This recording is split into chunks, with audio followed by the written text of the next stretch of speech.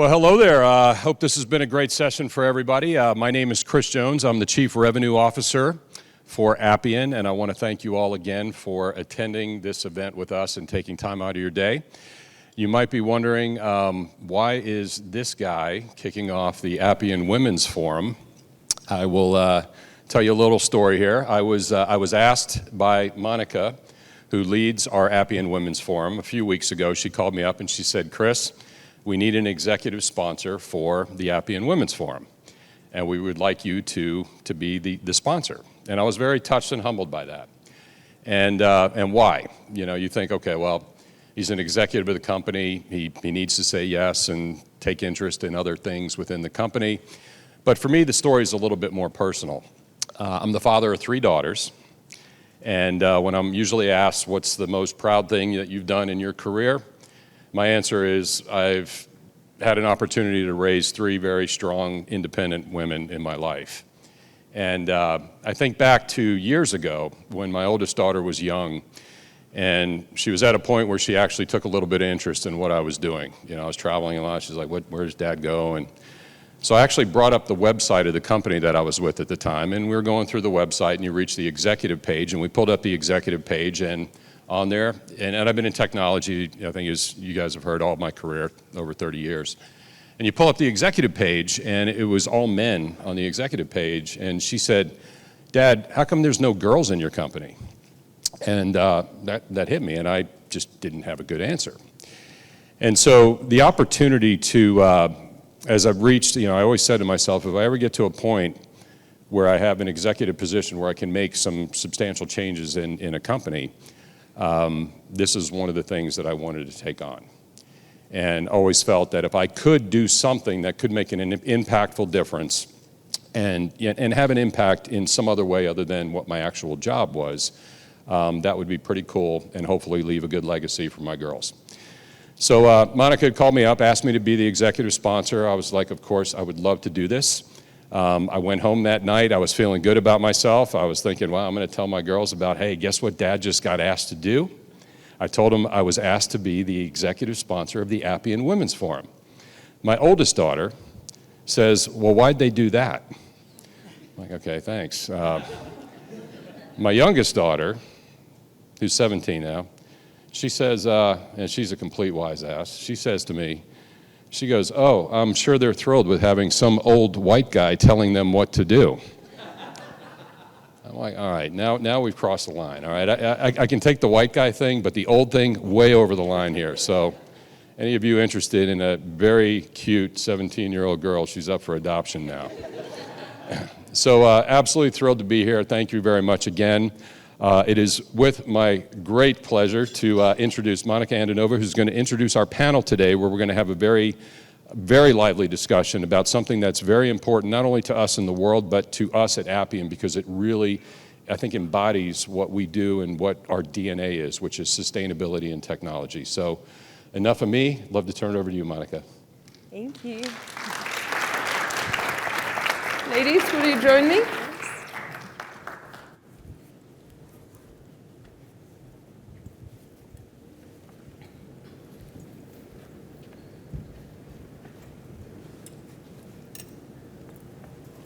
Morning, everyone, and wow, how many tech companies have the Chief Revenue Officer as the sponsor of the Women's Affinity Group? Thank you, Chris. Love the dad jokes. What we're going to do today is go over a little bit about the incredible professional background of our speakers today, Dinah and Katee, and then we're going to say a few words about the topic, sustainability and technology. I'm then going to make the connection between how is their experience relevant to the topic, and we're going to kick off the discussion. If we're lucky at the end, you get to ask them a few questions too, so it's not just me. With Dinah Cobina, a partner in KPMG, she is responsible for financial services, intelligent process transformation. And she brings over 25 years of experience in successfully implementing complex, global, large transformational programs. I want to pick on a word in her title, which is transformation. To me, what this means is that Dinah is a challenger of the status quo. She doesn't just accept the reality for what it is when that's suboptimal and continuously looks to improve that with innovative solutions.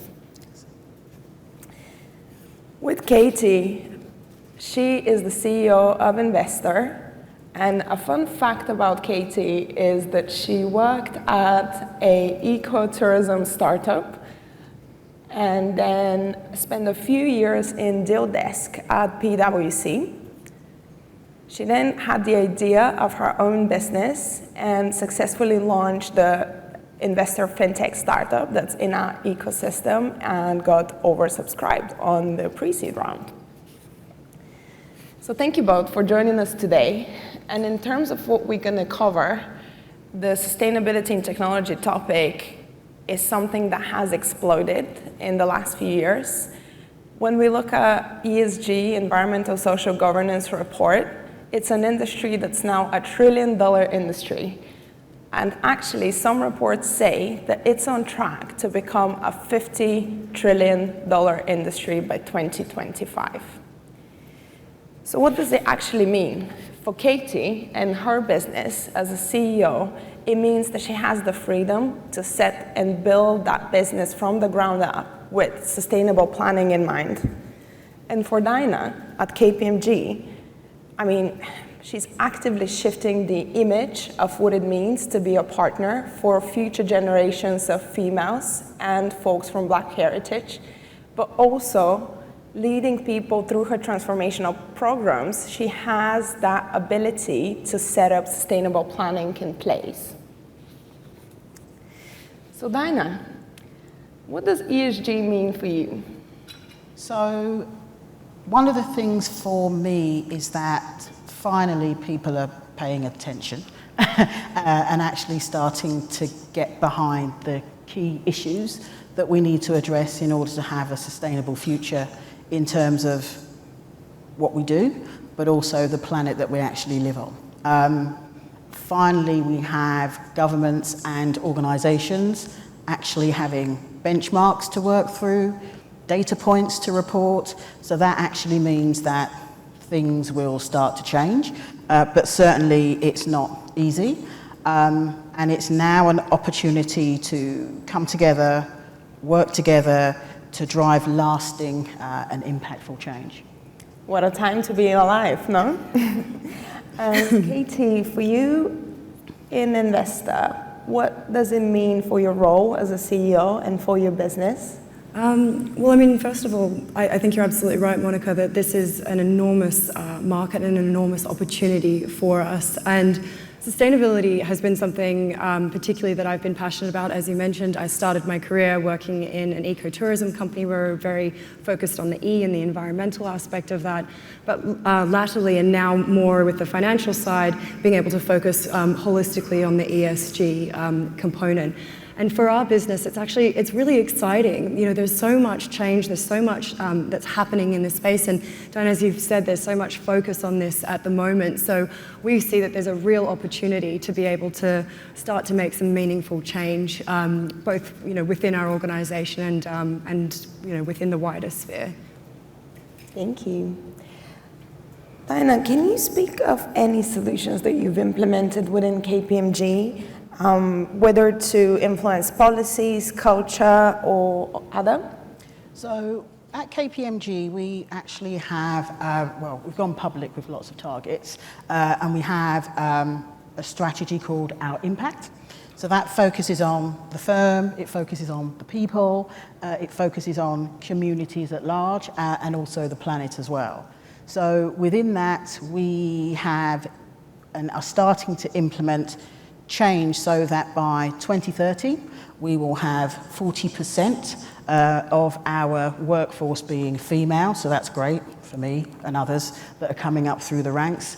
But it's not just about making sure they come through the door, it's making sure that the progression is actually there as well. So that will actually start to taper through the entire organisation. So hopefully that's great news for some of the junior staff that are sat at the KPMG table at the back, knowing that they can make it to the top. But also in terms of our socio and economic backgrounds. We're trying to make sure that we get people from all walks of life. And again, we've set targets for 2030, looking to get to between 25 and 30%. So not everybody's going to come from Oxbridge working for KPMG. So that's something we're also keen to do. Right, so a solid, well-rounded planning, but lots of work to do. Yeah. And Katee, in your experience in terms of planning your business, what are some of the challenges you've encountered? Well, I mean, initially what we're trying to do in setting this up, I think, is we sort of see it in two key ways, is that we have the sustainability around the product itself. I mean, fundamentally what we're trying to create is a sustainable product. We're reducing manual labor and physical processes and automating a lot of paper-based processes currently that are operating and expediting those processes and bringing them together so that we've got greater interoperability. So the product itself, we're really trying to focus on how we can continue to make sure that what we're building is a sustainable product. But then also, as Dinah was saying, it's similar in terms of what we're trying to plan to achieve in terms of the wider strategic goals for our organization. So, how do we make sure that we're working towards net zero or being, carbon positive?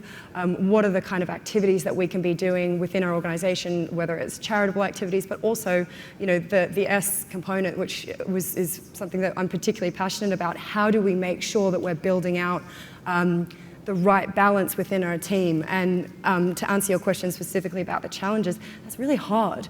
You actually have to work really, really hard at it and set these goals for your company and really hold yourself accountable for those. Otherwise, it's very easy for it to slip by and just sort of like allow the status quo. So we have to just keep pushing that and keep working towards achieving those goals. Wow, none of you two are afraid of hard work. So, Katee, just to double click on that a little bit more, can you speak of any specific successes you had along the way? Sure. So, as you mentioned earlier on, we did our first funding round earlier this year. And I'm not sure if anybody in this audience has done a funding round before, but it is an incredibly difficult process in itself. But particularly, I found that process was quite difficult as a woman in this space. I think I read a statistic a while ago. It was about 2% of funding goes towards female founders. And I felt that really was reflected in my experience, that it was incredibly difficult to go through that process. And as I was going through it, I really made the conscious decision that I wanted to be able to help make change in that sphere. So we decided that we wanted to make sure that we had an equal balance and diversity in our leadership team, our executive team, within our investors, but also within our team. So we basically set that goal for our company. I'm really excited about the fact that we've been able to achieve that so far. We've got some fantastic diversity in our leadership and in our group. It's interesting how the caliber of the businesses is quite different, but the challenges are very similar, and that sustainable strategic planning throughout from the beginning and keeping that up throughout seems really key. Absolutely. Dinah, at this kind of size of KPMG, what partnerships are you leveraging to kind of assist you with that journey? So in terms of partnerships, we're actually focusing on, in some cases, academia. So we have partnerships with Cambridge University, so we're actually using them to help us to actually put our staff through ESG learning. We're also taking a hard look at the suppliers that we work with and ensuring that where we have our own standards, they're also making sure that they are more mindful of some of the ESG aspects. But we have to hold ourselves to account, our suppliers to account, but also our clients are doing the same thing. So every RFP there's a section in there that we've actually got to make sure that we're complying. But just to pick up on one of Katee's points, even in the way that we bring our talent into the firm, we haven't accepted the status quo, so we won't accept the shortlist that's just got men on it. We will push back and make sure that there is a diversity in that list. And even as we're starting to go through the recruitment process, We want to make sure that we've got people from a broad range of ethnic backgrounds, but also socioeconomic backgrounds as well. So if I reflect on what I've done with my team, I've managed to find an extremely diverse and talented team, and then go back to the partnership and say, well, yes, it's hard, but if I can do it, so can you. So that does actually enable me at the partnership level to start, let's say, agitating slightly for some of the change that I'd like to see. Yeah, so it might take a little longer, it might be a little harder, but the benefit of having that diversity of thought on the table in terms of different cultures, different backgrounds, and how do they approach problem solving, it's invaluable, right? And certainly I think that some of the feedback from my clients is the fact that when we turn up as a team, they're hearing different voices, seeing different faces, and that's quite different from some of our competition as well. So again, that for us is a great tick in the box, but also I'm making sure that the team has a progression path, so it's not just about having lots of different faces on a PowerPoint slide. It's about the work that they're actually doing as well.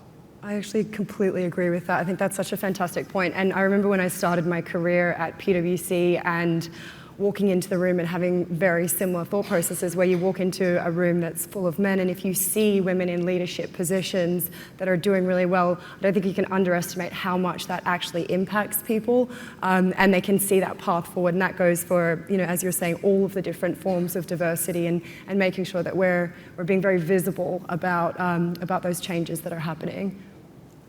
Yeah, this makes me think of the former CMO of Uber, boss St. John. She has this notion about glass ceilings, and that there's more than one, and actually breaking them leaves scars, and walking on glass is painful. So it's harder than you think. Yeah. It's how thick that glass is. So people who say that to me, that I broke the glass ceiling, but it's extremely thick. So I'm trying to find places to form the cracks to actually build up enough momentum to get more people through. Yeah, you need your network and planning and be smart about it. Yes, exactly. Yeah.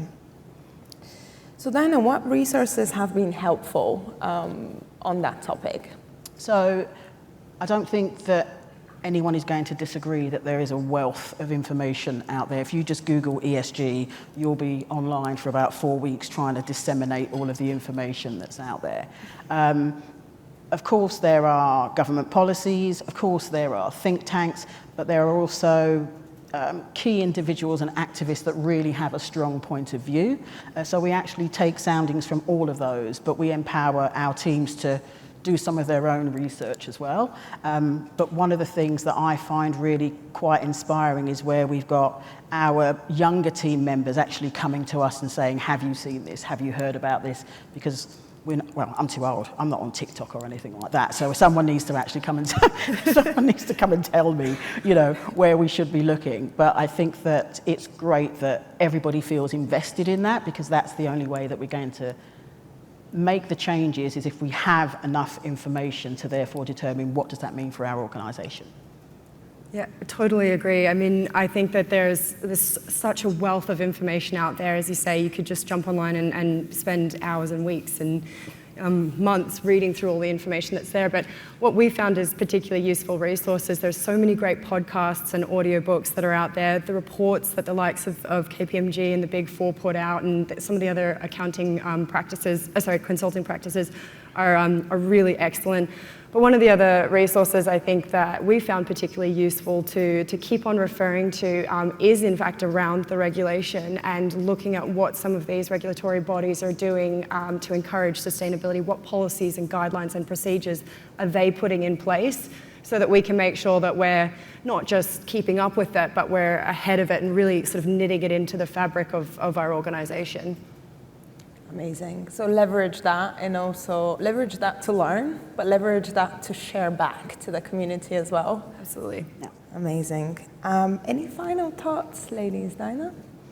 I think for me, it's after, I'll say 25 years, but it's been more than that. So I'll say 25 years plus of working in this industry. It's great to see the step change occurring, but the work that needs to be done is extremely hard. And sometimes it's very easy for organizations to focus on key elements that are easy to address. So we do measure our own carbon footprint. We are more conscious of how much traveling we're doing. We are capturing that data. But for me, around ESG, the biggest thing is the S in ESG, because that focuses on, for me, the IDSE lens. So it's about gender, it's about ethnicity, and it's about making sure that we don't fall behind. But it's going to take a lot of hard work. It's going to take more diversity at the top of organizations to, let's say, not be afraid to actually step up and indicate where things need to change, but recognize that an organization is just like a big cruise liner, so it does take a long time to steer it in a different direction. Great. I mean, I completely agree that there's so much work to be done, and I guess from our perspective at the very beginning of our journey, we see it as exciting and the opportunity out there to be really quite. I guess it's an endless opportunity. When we look at the business that we're trying to create and trying to be able to, make an impact in terms of the product itself and putting technological stage gates in there so that we can try to encourage environmental sustainability, looking at green bonds, looking at collaboration with other green tech companies, and then leveraging some of the fantastic resources from the big powerhouses out there. I just see that there's just so much opportunity. It's exciting, but we do have a lot of hard work in front of us to be making, as you said, meaningful change. Well, thank you both, and thank you for being so focused on really making a differentiating impact instead of just ticking the box. I'm going to do a time check, and we do have a few minutes for questions to the speakers.